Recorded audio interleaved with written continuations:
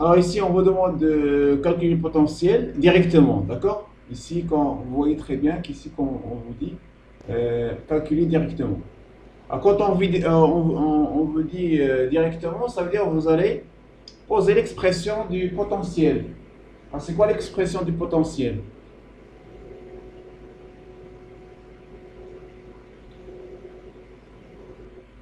Donc, on va commencer par un potentiel élémentaire au niveau du point M. On sait très bien que le potentiel élémentaire, c'est d de q sur 4pi epsilon 0 Pm.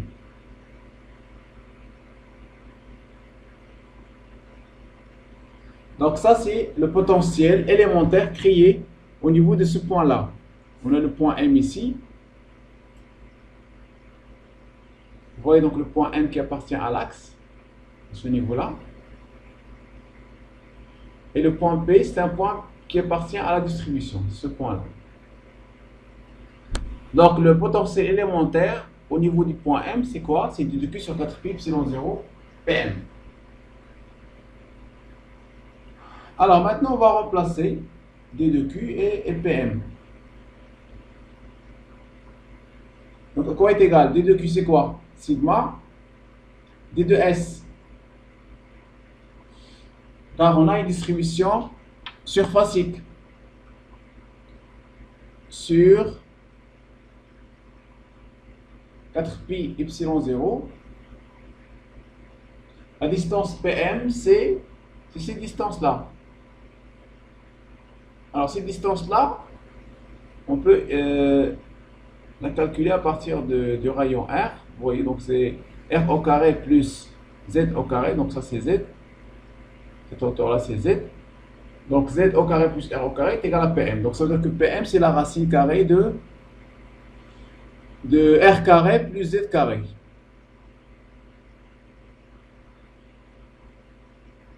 D'accord?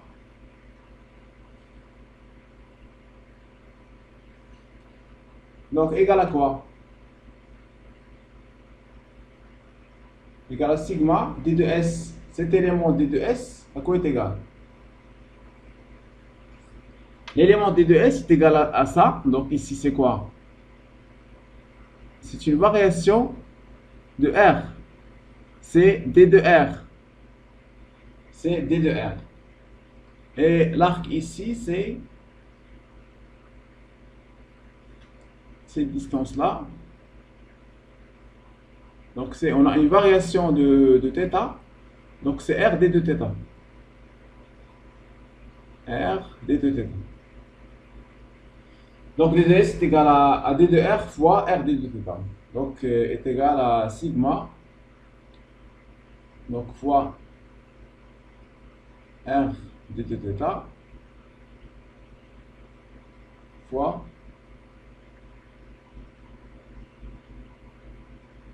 d de R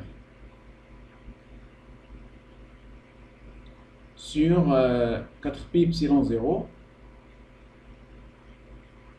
la racine carrée de R au carré plus Z au carré.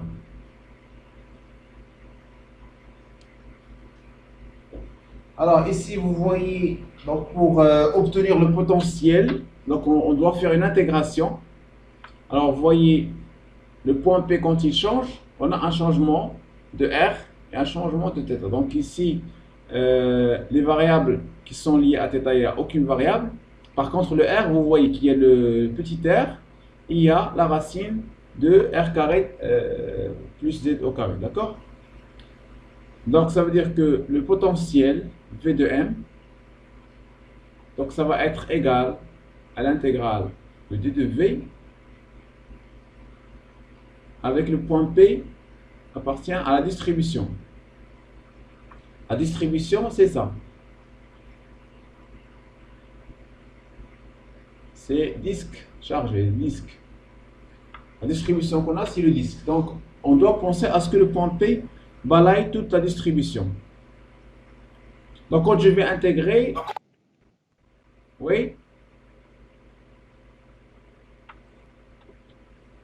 Donc, quand je vais intégrer par rapport au point P qui appartient à la distribution.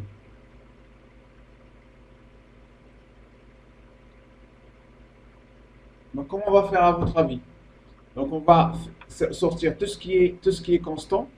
On a le sigma, 4pi epsilon 0. Donc, ça va être sigma sur 4pi epsilon 0.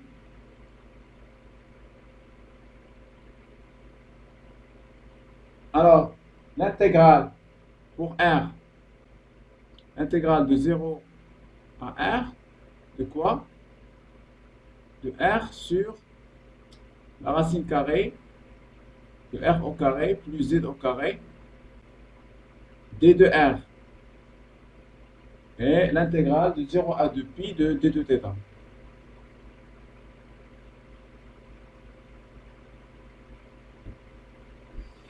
Donc c'est ça le potentiel quand on va faire l'intégration. Donc ça va être égal à sigma sur 4pi epsilon 0. Alors ça, la racine 1 sur la racine de R carré plus Z carré, vous savez très bien, c'est R carré plus Z au carré à la puissance moins 1 demi. Donc la primitive, ça va être R carré plus Z carré à la puissance, donc c'est la racine, donc à la puissance 1 sur 2. Entre 0 et R. Et θ, c'est d θ, c'est θ entre 0 et 2pi.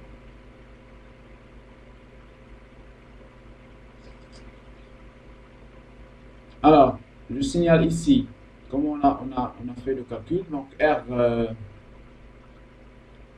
sur la racine de R carré plus Z au carré est égal à R fois donc R au carré plus Z au carré à la puissance moins 1 demi. Donc si je prends R au carré plus Z au carré à la puissance 1 demi et je la dérive, ça va être égal à quoi? Donc 1 sur 2 fois la dérivée de ça fois 2R fois R au carré plus Z au carré à la puissance 1 demi moins 1. On obtient quoi? On obtient, donc on va simplifier par 2, donc on obtient R facteur de R au carré plus Z au carré à la puissance moins 1 demi. Donc c'est pour cela qu'ici qu'on a la primitive de R sur la racine de R carré plus Z carré, c'est ça. Donc on va continuer le calcul. Donc ça va être égal à quoi? Donc ça va être égal à sigma sur 4pi epsilon 0 facteur de, quand je vais remplacer par R, vous savez ça c'est la racine carrée, donc ça va être la racine carrée de R au carré plus Z au carré moins, on va remplacer maintenant par 0. Donc c'est la racine carrée de Z au carré fois 2pi. Donc finalement, on va obtenir quoi? On va obtenir le potentiel égal. Donc 2pi, je vais simplifier avec 2pi ici. Donc ça va rester sigma sur 2 epsilon 0. Sigma sur 2 epsilon 0. La racine carrée de R au carré plus Z au carré moins, maintenant, la racine carrée de Z carré, ça dépend du signe de Z. Si le Z il est positif, je sais que la racine carrée, ça va être Z. Si Z est négatif, ça va être moins Z. Donc c'est pour cela que la racine carrée de Z au carré, ça va être la valeur absolue de Z Ça, vous le connaissez très bien. Donc, voilà l'expression du potentiel. Est-ce que c'est clair? Est-ce qu'il y a des questions pour le calcul du potentiel?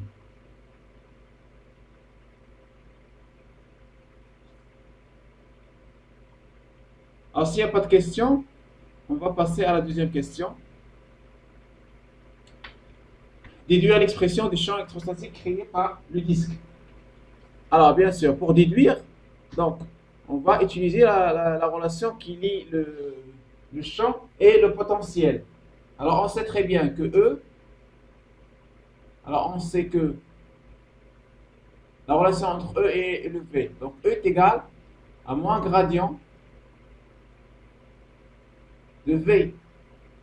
Donc E est égal à moins gradient de V. Alors, ici, on travaille. Alors, si par exemple, on fait les coordonnées cartésiennes, si on travaille avec les coordonnées cartésiennes, on a l'expression du gradient dans les coordonnées cartésiennes. Et c'est quoi les coordonnées cartésiennes du gradient? Donc c'est moins. Le gradient, c'est d de v sur d de x, d de v sur d de y, et d de v sur d de z. Le gradient, on a dit, c'est un vecteur qui est composé de, c'est la définition en fait du gradient.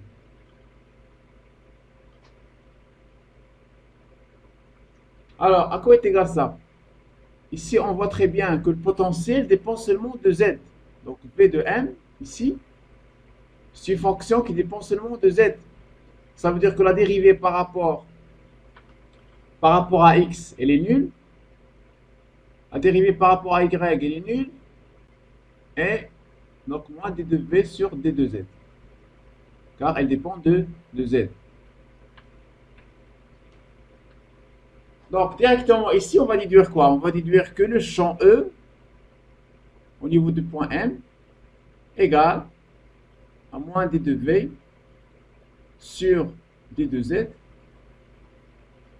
suivant EZ. Alors, qu'est-ce que j'ai fait ici? J'ai remplacé ce vecteur-là par son expression qui est d de V sur d de Z, EZ. Donc, puisque maintenant on a l'expression du champ, donc on n'a qu'à faire donc la primitive. Alors, on va distinguer les cas. Si z est supérieur à 0, qu'est-ce qu'on aura? Donc, on aura que la valeur absolue de z égale à z.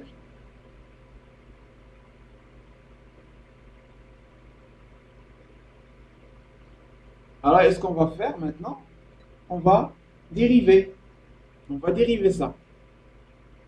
Donc ça va nous donner quoi? E de m égale la dérivée avec le signe moins. Donc moins sigma sur 2y0 facteur. Alors on dérive ça par rapport à z. Donc la dérivée de r carré plus z carré, vous savez très bien. Donc c'est z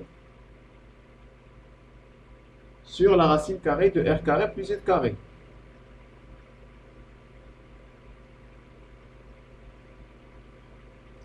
Alors, moins z, donc ici moins z, donc c'est moins 1.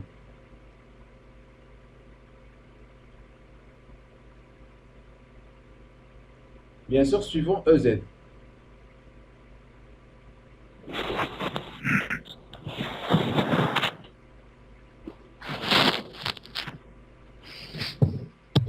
S'il vous plaît, vous désactivez vos micros, s'il vous plaît. Sauf que si vous voulez poser une question. Si vous voulez poser une question, vous les activez. Sinon, les désactivez, s'il vous plaît. Alors, si z est inférieur à 0.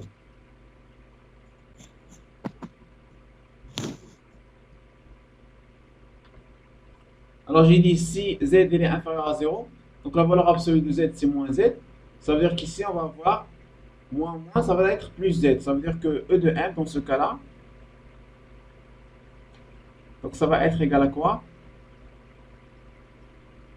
Donc ça va être égal à moins sigma sur 2 epsilon 0. La même chose, z sur la racine carrée de r carré plus z au carré, mais cette fois-ci plus 1. Et bien sûr, le champ suivant EZ.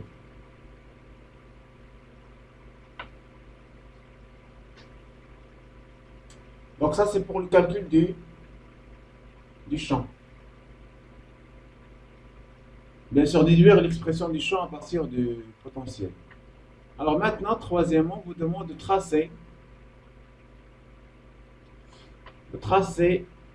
simultanément donc EM et VM. Alors pour le traçage, ce qu'on va faire,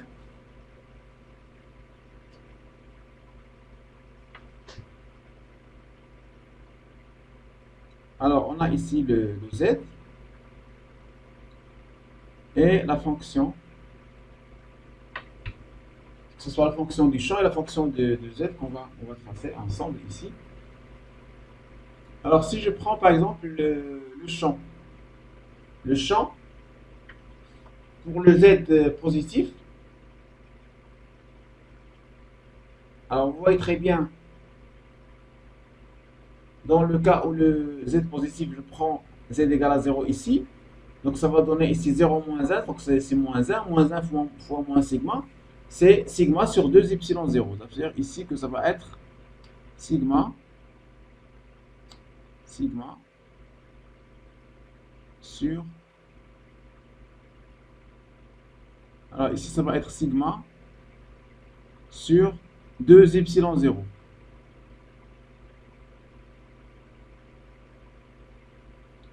Sigma sur 2 epsilon 0. Maintenant, pour le Z égal à 0, mais Z inférieur à 0, c'est ici, ça va nous donner moins sigma sur 2 epsilon 0.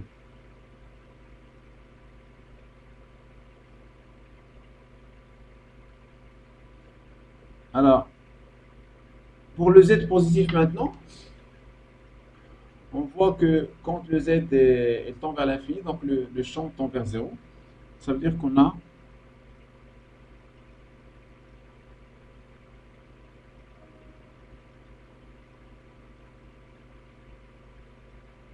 le champ, il est comme ça, ici.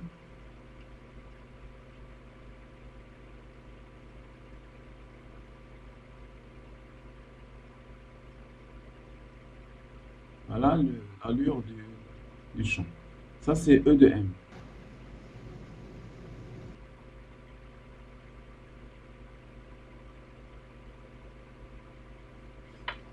Donc, c'est E de Z ou bien E de M. Maintenant, pour le potentiel,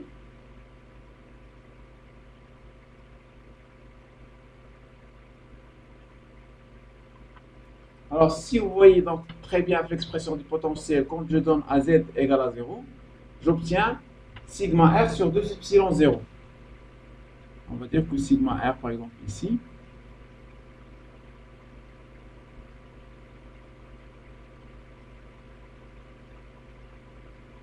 sigma R sur 2 epsilon 0.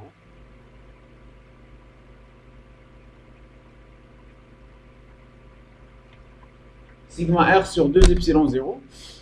Alors vous voyez que quand je remplace Z par 0, j'obtiens la même valeur. Donc toujours le potentiel est continu.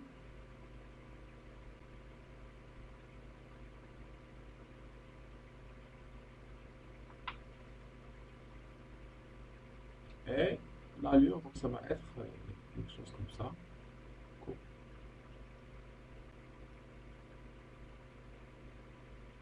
Donc ça c'est le potentiel V de Z. Donc ça c'est pour le traçage du champ et du potentiel. Conclure, donc on va dire que le champ il est discontinu et le potentiel il est continu. Donc on va conclure sur la continuité.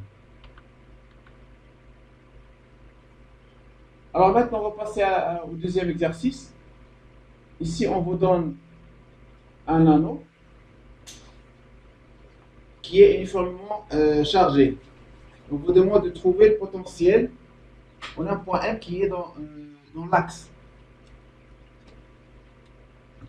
Donc toujours, on va prendre un élément élémentaire, c'est ça. Donc un élément D2L qui contient une charge D2Q. Et bien sûr, ça va être le point P, ça va être là. Et on va essayer de, toujours, la même démarche, le potentiel élémentaire. Alors le potentiel élémentaire, D de V, au niveau du point M, c'est quoi? Toujours D de Q, l'expression du potentiel, toujours D de Q sur 4 pi epsilon 0, PM. D de Q sur 4 pi epsilon 0, PM.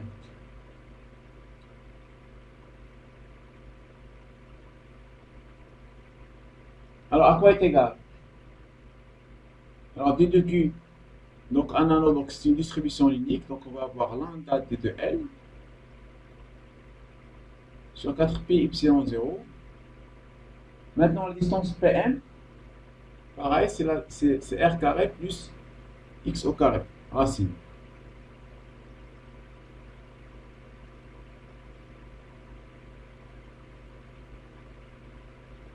Plus X au carré. Donc ça c'est l'expression du potentiel élémentaire. Donc D de L à quoi est égal? C'est R de 2θ.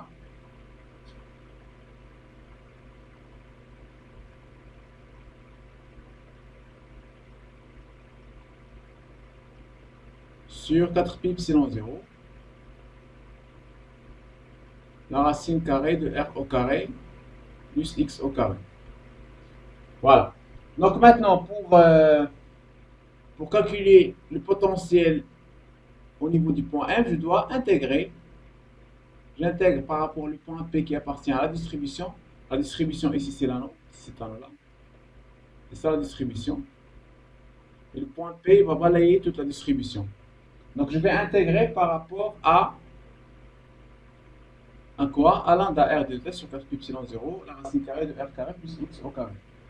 Donc on voit très bien ici que cette distance-là, R au carré plus X au carré, toujours elle est constante. C'est pas comme le disque. Alors sur l'anneau, on a toujours la même valeur. PM c'est la même valeur, donc on peut la faire sortir de l'intégrale. Donc c'est-à-dire que cette intégrale-là, ça va être lambda R sur 4 pi epsilon 0, la racine carrée de R au carré plus X au carré, l'intégrale de d de θ de 0 à 2 pi.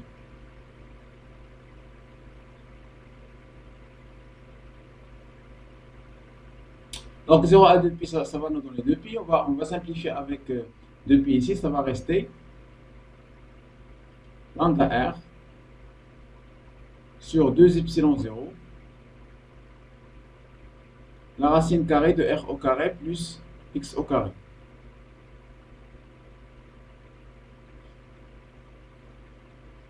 Pourquoi? Parce que cette intégrale-là, c'est 2 pi.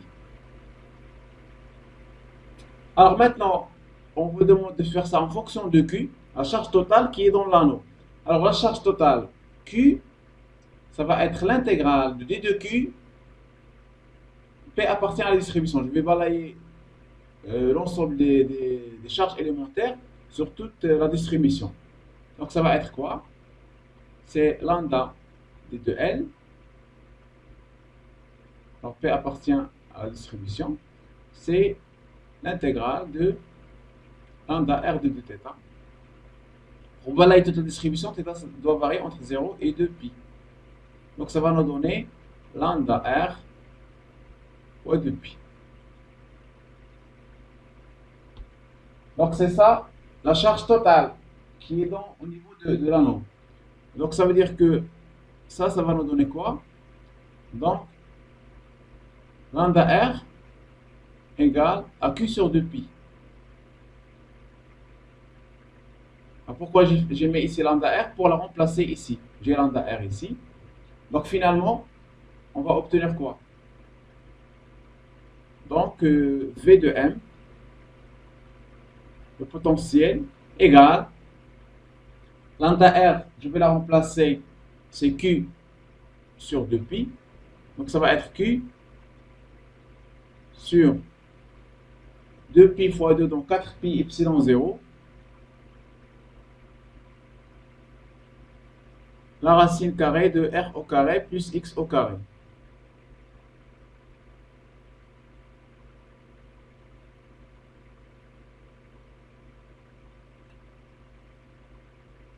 Donc ça, c'est l'expression du potentiel créé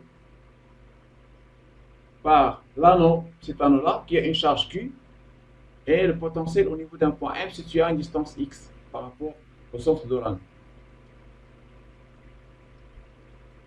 Donc, l'exercice suivant, on va essayer d'utiliser ce résultat-là pour recalculer. Donc, on va recalculer en quelque sorte le champ créé par le disque chargé en surface. Voilà, vous voyez ici, on a un disque qui est chargé uniformément. On va décortiquer ce disque-là sous forme de plusieurs anneaux. On va faire plusieurs anneaux. Donc, je vais prendre une tranche ici que vous voyez, cet anneau-là. D'accord? Je vais dire que cette tranche-là va créer un champ au niveau du point M en se basant sur le résultat de l'exercice 2. Donc, à partir de l'exercice 2,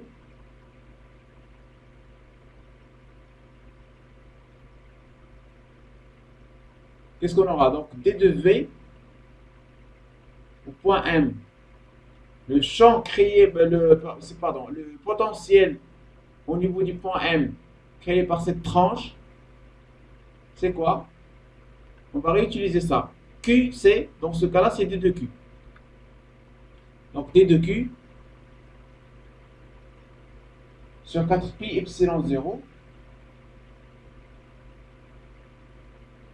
La racine carrée du rayon. Maintenant, le rayon, c'est petit r.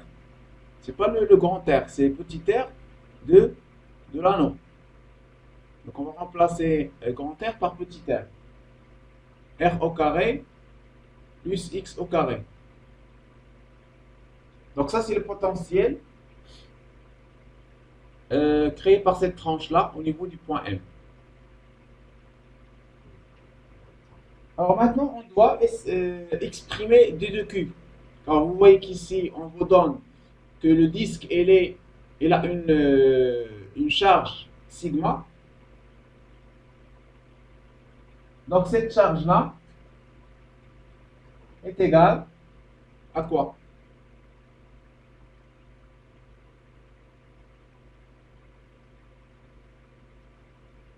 Alors si je prends D de Q, cette charge-là est égale à sigma D de S. Donc sigma D de S. Donc ça veut dire que D de S, maintenant, c'est cette surface élémentaire, toute la surface de l'anneau. Alors si je prends cette tranche-là, qu'est-ce qu'il a? Alors il a une longueur qui est égale à quoi? Périmètre de pi r et une petite variation. Cette épaisseur-là, l'épaisseur, c'est une variation d de r. Cette épaisseur-là, ici, l'épaisseur de l'anneau, c'est une variation de r, c'est d de r. Voilà, c'est ça, d de r.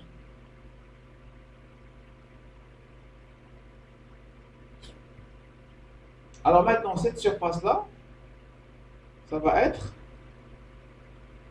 être sigma fois 2πr fois d de r.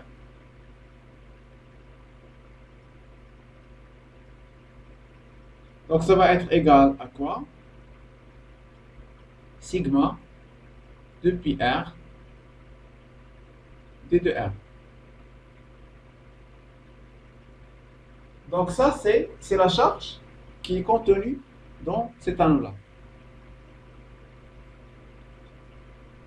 Donc, quand je vais remplacer maintenant au niveau du potentiel, je vais remplacer d de Q par sigma depuis R, d de R. Ça veut dire que d de Vm, donc depuis, je vais simplifier avec 2pi. Donc, ça va être sigma R d de R sur, donc depuis, ça va rester 2 epsilon 0, 2 epsilon 0, la racine carrée de R au carré plus X au carré.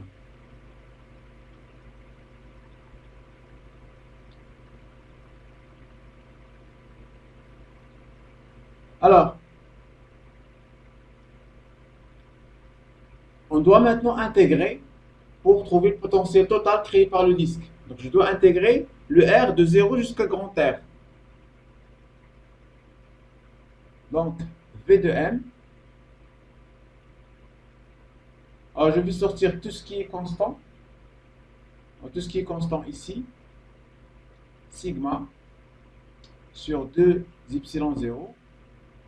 Par contre, le R et la racine carrée de R, ça varie. Donc, c'est l'intégrale de 0 jusqu'à R de petit r sur la racine carrée de R au carré plus X au carré d de R.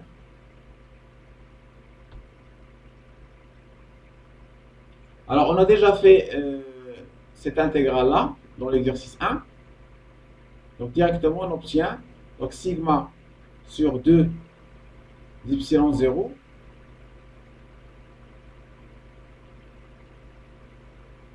donc l'intégrale c'est la racine carrée de R au carré plus X au carré de 0 à R. Donc ça va nous donner sigma sur 2 epsilon 0. Donc la racine au carré de, on va remplacer petit r par grand R plus X au carré moins, donc pour 0 ça va donner la racine carrée de X carré, donc ça va être la valeur absolue de X. Alors si on vous demande de trouver en fonction de Q, on vous donne la charge totale Q maintenant, la charge du disque, donc on sait quoi? Que la charge totale est égale à l'intégrale de V de Q avec le point P appartient à la distribution. La distribution cette fois-ci c'est le disque chargé. Donc je vais intégrer sur tout le disque. Le disque ça veut dire c'est une distribution surfacique. Donc c'est double intégrale de sigma d de S. Bien sûr, toujours le point P appartient à la distribution qui est le disque. Donc ça va être sigma, c'est uniforme. Donc Q est égal à sigma fois la surface du disque, c'est pi r carré, pi grand R au carré. Voilà, donc on obtient maintenant sigma. Ça va nous donner que sigma est égal, alors sigma est égal à Q sur pi r carré. Donc finalement, je vais remplacer au niveau d'expression du potentiel, donc V de M égale, donc sigma c'est Q sur 2 pi epsilon 0 R au carré, facteur de la racine carrée de R au carré plus X au carré moins la valeur absolue de X.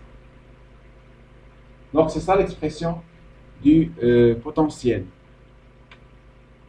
Alors vous voyez, donc c'est la même expression que nous avons obtenue au niveau de l'exercice 1. Et bien sûr, sauf que l'exercice 1, on a travaillé au lieu de X, on a travaillé de Z. Donc il suffit de remplacer le Z par X.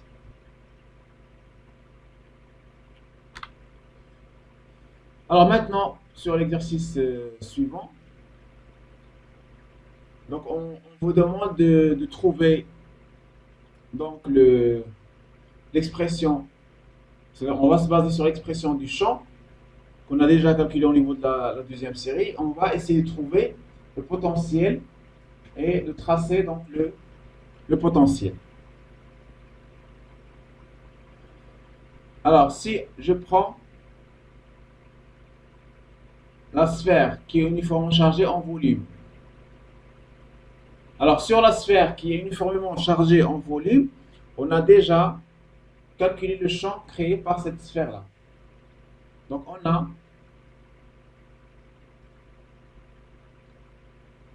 alors, on va rappeler l'expression du champ qu'on a déjà calculé.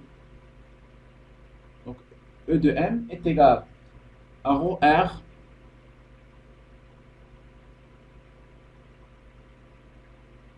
sur 3 epsilon 0 suivant ER si R inférieur à grand R.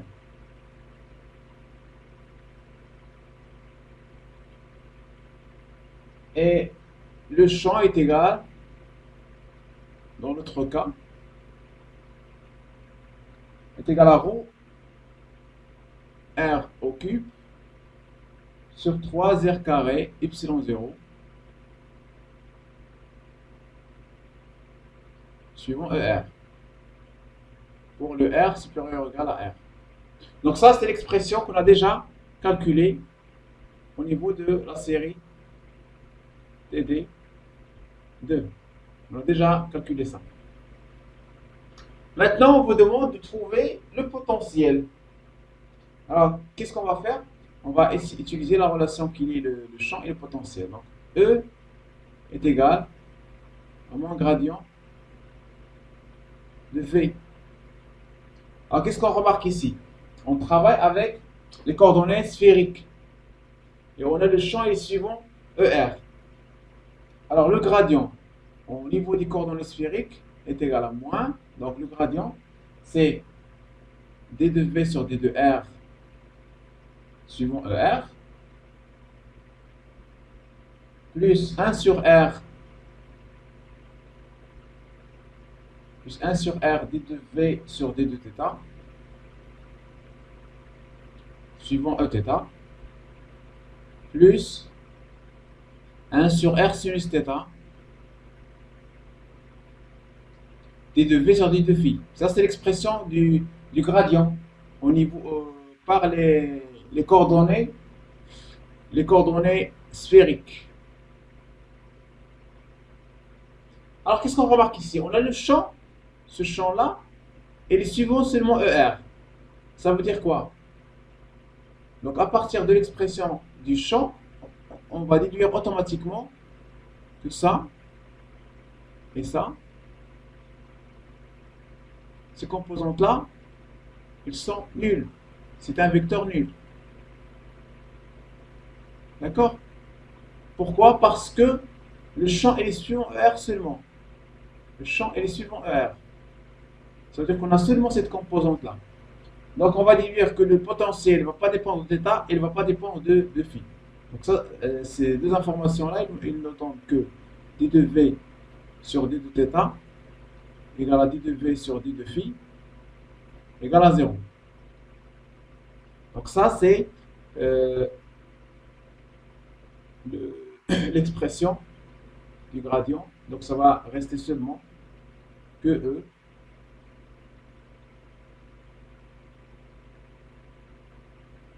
Alors, ça veut dire que E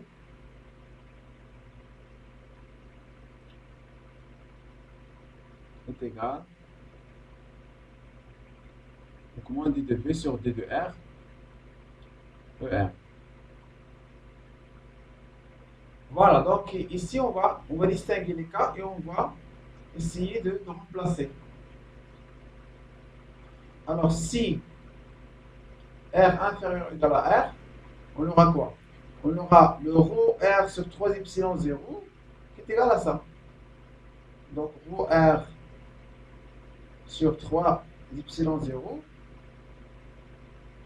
égale à moins d de v sur d de r.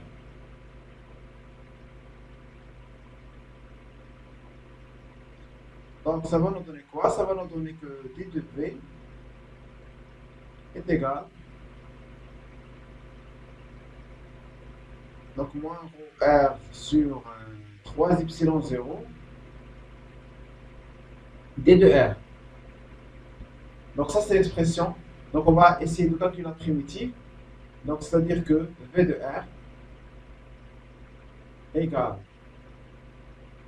à moins rho r au carré sur 2 fois 3, 6 epsilon 0, plus une constante, plus C1 par exemple.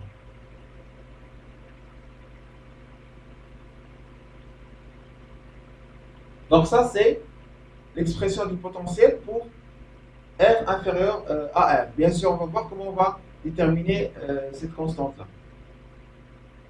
Alors, d'autre part, si R est supérieur ou égal à grand R, on aura quoi? On va remplacer rho R à la puissance 3 sur 3 R au carré epsilon 0 est égal à moins d de V sur d de R.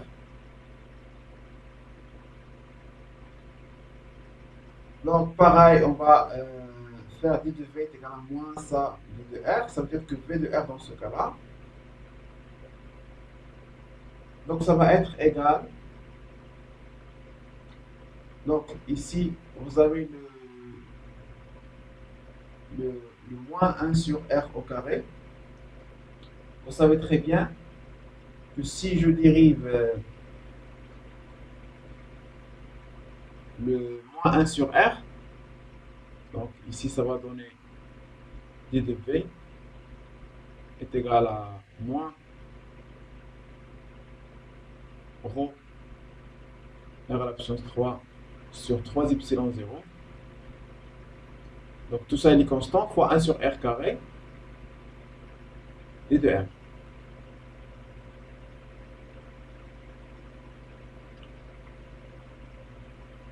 Donc si je dérive 1 sur R, donc 1 sur R, ça va nous donner moins 1 sur R au carré.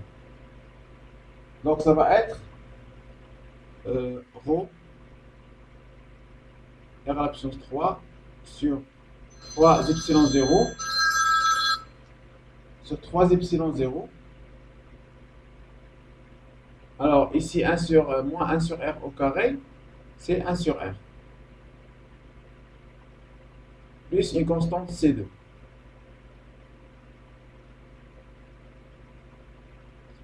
Donc ça c'est l'expression du potentiel pour R supérieur ou égal à R. Voilà, donc maintenant il faut trouver les deux constantes. Donc toujours pour trouver les constantes, on va se baser sur la continuité du potentiel et sur la référence du potentiel. Alors, vous pouvez commencer par ce que vous voulez. Donc si je commence par la référence du potentiel, on sait très bien que le potentiel à l'infini est nul. Ici on voit donc le potentiel à l'infini. Ça veut dire que V de R est égal à plus l'infini égal à 0. Donc on va le remplacer à ce niveau-là parce que le R tend vers plus l'infini, on va le prendre dans ce cas-là. Si je remplace ici R par plus l'infini, ça va donner SC0. Donc ça va nous donner que C2 égale à 0. Car le 1 sur plus l'infini, c'est 0. Donc ça va nous donner 0. Donc C2, ça va être égal à 0. Maintenant, pour trouver C1, on va utiliser la continuité du potentiel. Ça veut dire quoi la continuité? Toujours le potentiel, on a dit, c'est les continues, ça veut dire que V de R est égal à R moins, égal à V de R est égal à R plus. Voilà, on va remplacer ici. On va remplacer, donc c'est-à-dire quoi? C'est-à-dire que moins rho R au carré sur 6 epsilon 0 plus C1. On va remplacer ici petit r par grand R est égal à rho R à la puissance 3 sur 3 epsilon 0 fois 1 sur grand R, on va remplacer petit r par grand R, plus C2 qui est égal à 0. Et après, on va déterminer la constante. Donc, si vous faites le calcul, vous allez trouver que, on va trouver que C1, ça va être égal à rho R carré sur 2 epsilon 0. Pourquoi? Parce que ici, C1, vous allez voir que C1 égale à quoi? Égale à ça plus ça. Donc égal à rho R à la puissance 3 sur 3 epsilon 0 grand R plus rho R au carré sur 6 epsilon 0 égal. Donc je vais simplifier ici. Donc ça va être rho R au carré sur epsilon 0 facteur de 1 sur 3 plus 1 sur 6. Donc 1 sur 3 plus 1 sur 6, c'est 2 sur 6 plus 1 sur 6, 3 sur 6, c'est 1 demi. Donc c'est rho R au carré sur epsilon 0 fois 1 demi. Donc c'est ce qu'on a trouvé ici. Voilà, donc maintenant on va remplacer, on va dire que le potentiel pour R inférieur à grand R, c'est moins rho R au carré sur epsilon 0 plus la constante C1. Et rho R à la puissance 3 sur 3 epsilon 0 fois 1 sur R pour R supérieur à grand R.